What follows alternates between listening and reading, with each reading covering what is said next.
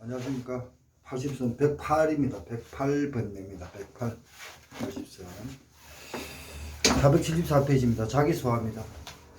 자, 문제를 냈거든요. 수산물의 변화 과정 중 훈제품의 연기와 자기소화의 관계. 나는 이렇게 적겠다 이죠. 그래서 변화 과정은 다 적어줘야 됩니다. 생사, 해당 작용, 사후 경제부터 다 적어줘야 되고, 훈제품의 공정, 대상어를 수시해가지고 소금을 치가지고, 그리고 불륜소로 해가지고 그 목재를 떼어가지고 연기를 발생시켜서 맛을 냅니다. 뭐 이게 이제 되어서 맛, 연기 맛입니다. 연기 과일이 아니고 연기로. 그럼 연기의 기능, 이게 문제죠. 1번 맛을 낸다. 2번 살균 역할도 있다. 살균 기능도 하더라. 포르말데히드 등 살균 기능. 살균을 했으니까 결국 보존이 되겠죠. 보존성 기능도 있더라. 뭐 이런 식으로 하면 되겠죠.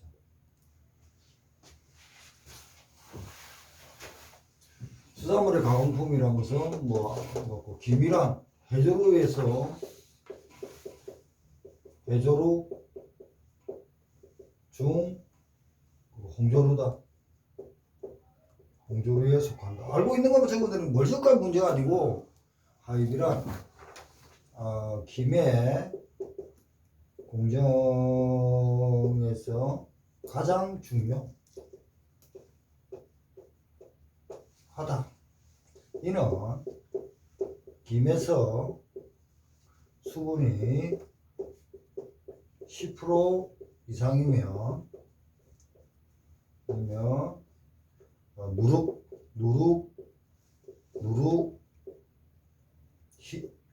힘이 없이 되어 제품이 안 된다. 제품 불량. 1번. 2. 수분의 함량이 4% 이내가 되어 야 김의 제품 탄생. 순간 가셨네. 하이비란 가열 등으로, 이 가열을 등으로 하여 수분을 줄이는 것, 수분을 감소시키는 것. 이런 말을 적어야겠죠. 공정은 탈기, 밀봉, 살균, 냉각. 이건 항상 이렇게 써야 되고요. 가열 이유는 1번 대상 수산물을 가열하여 미생물 등 사멸 억제하는 것. 2번 특히 보톨리누크는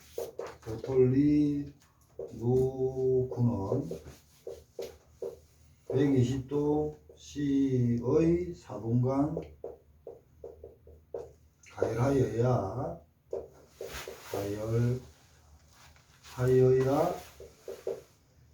사멸 억제된다. 이런 말을 뭐라도 적어주려고 노력하겠죠. 뭘 적더라도 적는 연습이 중요한 겁니다. 그래서 시험장에 가서 손이 가는 식으로 적어야 됩니다. 그런 생각을 해야 됩니다. 일단 통조림은 가공식품입니다. 그렇지만 후대 편리하기 위해서 처음에 나무라든 철이라든 알루미늄 또는 뱅 통조림으로 발달되어 왔죠. 후대 간편하게 먹게끔 할 수 있는 수산물의 가공식품 중에 하나다. 그러면서 이제 가열이란 것은 일단 이제 맛을 내는 거죠. 근데 이 가열은 워낙 이렇게 온도가 다양하기 때문에 살군에서는 보툴리스군을 죽입니다. 보툴리스군을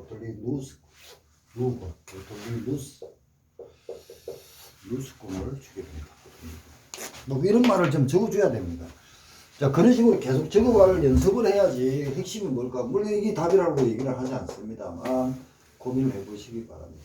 자, 그럼 이제 474페이지 갔습니다.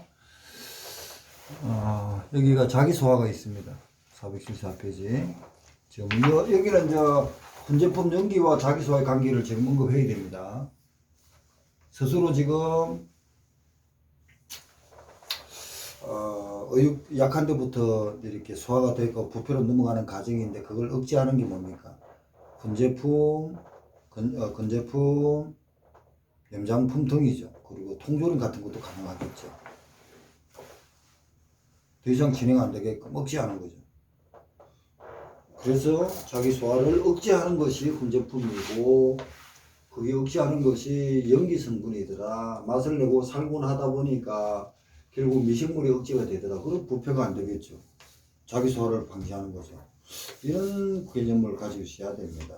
우리가 단순히 1차에서 배운 것을 2차에서는 어떻게 쓸까? 이런 식으로 보시고요. 자, 동결 제장. 동결도 마찬가지입니다. 온도인데 동결하는 것은 그 냉장은 0에서 10도입니다. 동결은 마이너스 18도 이하로 이제 그 제품을 보관하는 건데 그것도 역시 결국 뭡니까? 수분을 움직이지 못하게 하는 겁니다. 수분이 움직이지 못하게 한다는 것은 미생물을 억제한다는 겁니다. 미생물이 활성화되는 것을 정식, 중지 억제시키물입니다. 그게 동결입니다. 그럼 결국은 미생물이 활동을 안 한다는 것은 결국은 뭡니까? 부패를 방지한다는 거. 그건 저장성이죠. 동결을 함으로 해가지고 맛을 내는 거는 또 아니겠죠. 동결하는데 맛이 생긴다, 뭐 독소가 없어진다 이런 말 해버리면 안 되겠죠. 생각을 잘해야 됩니다. 동결이라는 것은 핵심은 저장성입니다. 그 신선하게 유지를 하든 부패를 방지하기 위해서는 온도를 어떻게 할 것인가, 결국은 온도가 어떻게 하고 저장을 하겠다는 것은 미생물. 여기 보면요, 통조림도 마찬가지고 훈제품도 마찬가지잖아요. 결국 김은 또 김도 마찬가지죠. 김은 수분이 10%가 넘으면 누룩누룩해져 가지고 이 김에 그 힘이 없대요. 그럼 김의 맛이라든지 고소한 거 이런 게 사라진대요. 그래서 수분을 4% 이하로 내린답니다. 그게 지금 고등학교 책에 있는 겁니다. 4%입니다. 그런데 구온기 같은 것은 그 정밀검사의 수분은 5%입니다. 그런데 특산물은 3%입니다. 구온기는. 그래서 최소한 4%가 내려가야 되는 그 공정이, 불로 굽는 공정이 하입이라는 겁니다. 결국 뭡니까? 수분이 말아물어가지고 누릇누릇해진다는 것은 결국은 우리가 보이지 않지만 수분 안에는 미생물이 많이 움직인다는 거죠. 그 수분이라는 것은 그 건재되어 있는 거 뭐 해조로 꼬들꼬들 하잖아, 김이, 그죠? 그게 뭐 누룩누룩 한다는, 결국 누룩누룩해진다는 것은 수분 안에 미생물이 발육되니까 부패로 가겠다는 거죠. 간다는 거죠. 그런 논리를 지금 정확하게 가지셔야 됩니다. 그러니까 그걸 내가 어떻게 할 거냐. 뭐 어제 작년에도 최대 평균점이 나왔어요. 최대 평균점이 나왔어요. 여기 보면은 작년에 몇 번입니까? 20 몇 번이 최대 평균점이 나왔죠.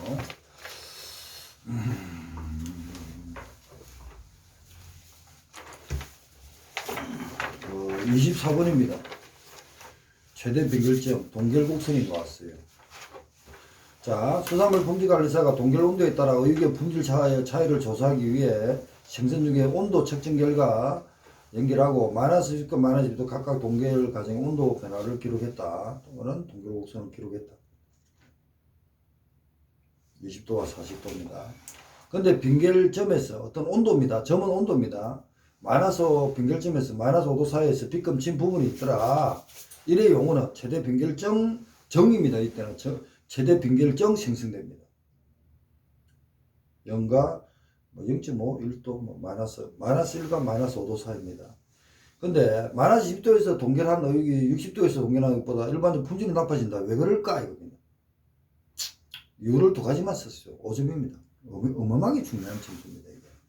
이건 알고 있었잖아. 공부를 1차부터 했으니까. 근데 이걸 제대 빈결정 생성 때까지는 좋았어요. 근데 이제 식품 중 수분이 약 75에서 80도가 얼음덩어리로 변하는 구간을 최대 빈결점이라 하는데 그 온도는 마이너스 1에서 마이너스 5도다 이 말이 들어가야 되고요.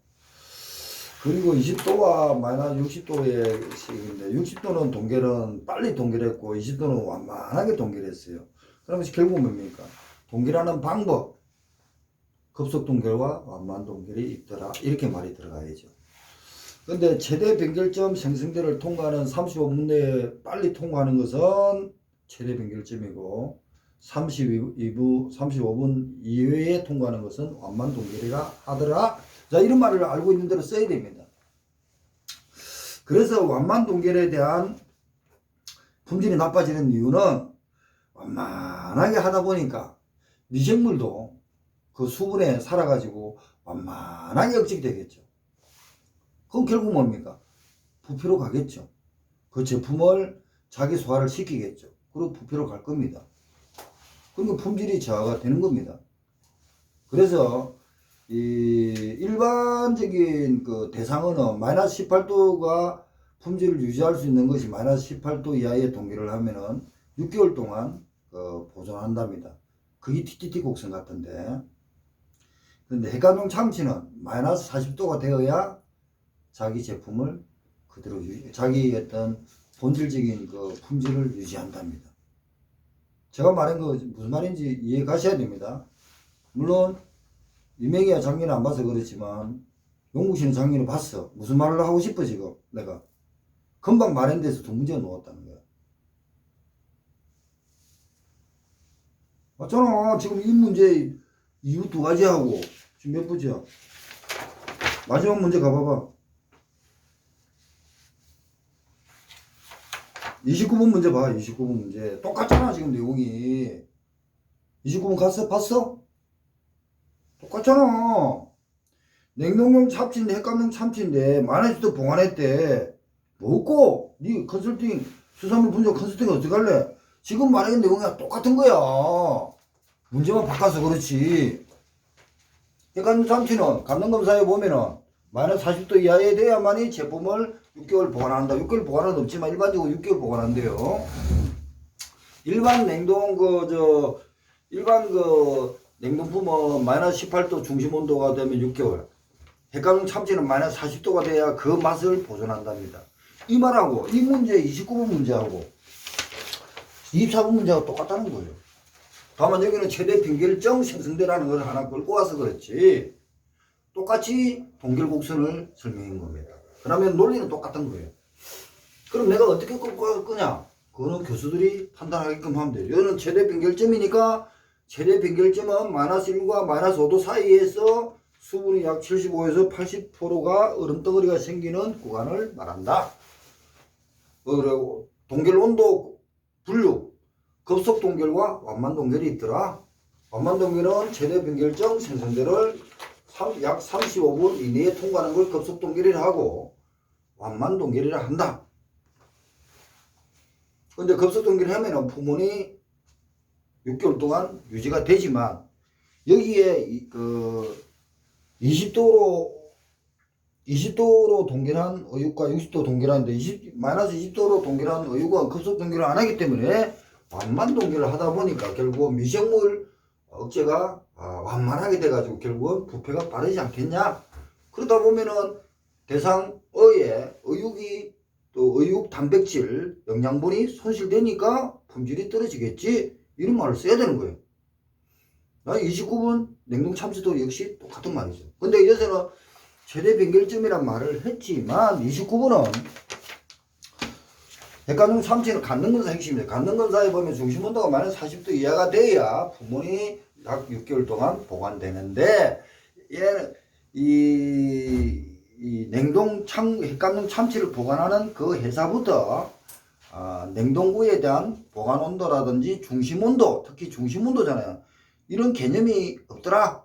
그래서 내가 컨설팅 할 때는 간세법이 아니고 농수산 분지관리법 106조 2항과 시행구칙 134조 2항에 따라서 등급 판정이라든지 그리고 나서 공장 심사라든지 협석 개념 같은 것을 정확하게 교육을 시켜가지고 품질을 향상시켜야겠다. 이게 핵심이겠죠. 똑같은 말입니다. 지금 29번과 24번은 똑같은 말이다. 그래서 29번은 간능검사란 말이 이렇게 들어가야 되고요. 그리고 24번은 간능검사까지 안 들어가더라도 우리가 최대 비밀점을 가지고 들어온 겁니다. 그죠? 그러면은 결국은 많은 40도 된다는 거는 초고온으로 냉동을 시켜야 되는데 만화 40도 됐다는 것은 거기 회사 직원들부터 개념이 없었다는 거죠. 온도에 대한 개념이 없고 품원에 대한 개념이 없었다는 거죠. 그런 걸 수분사는 컨설팅을 해줘야 되지 않겠냐 이런 말. 그러면 이 문제가 서로 문제에서 5점짜리가 두 문제가 똑같은 문제가 나온 거예요. 틀린 문제가 아닙니다. 떨어진 사람은 똑같은 문제다 이겁니다. 자, 그리고 지금 이것을 이제 그렇게 얘기해 주고요. 그리고 25번 뭐 의무상장제, 임의상장제 이걸 못 적으면 안 되죠. 뭐냐면은 국가에서는 지진된 장소에 양육해가지고는 저번에 강의했습니다. 이거 뱀장어인데 뱀장어는 A라는 그 산지 위판장을 팔아라 그래요.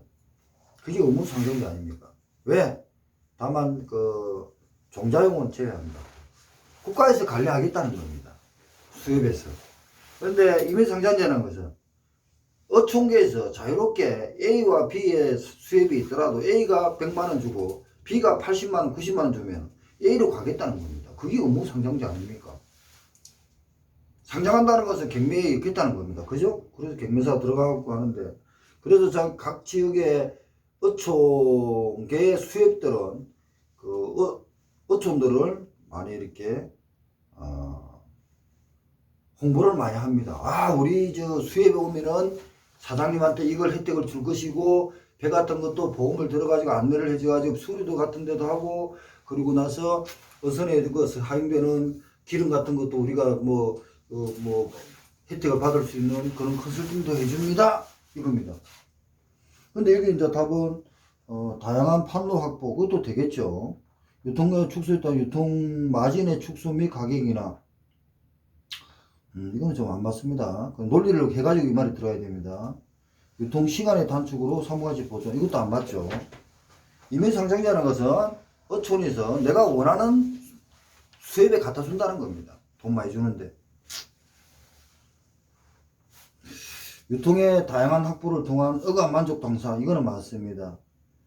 자, 그러다 보니까 수협에서도 갑이라는 시각보다 같은 위인되는 시각이 되겠죠. 어촌하고 어촌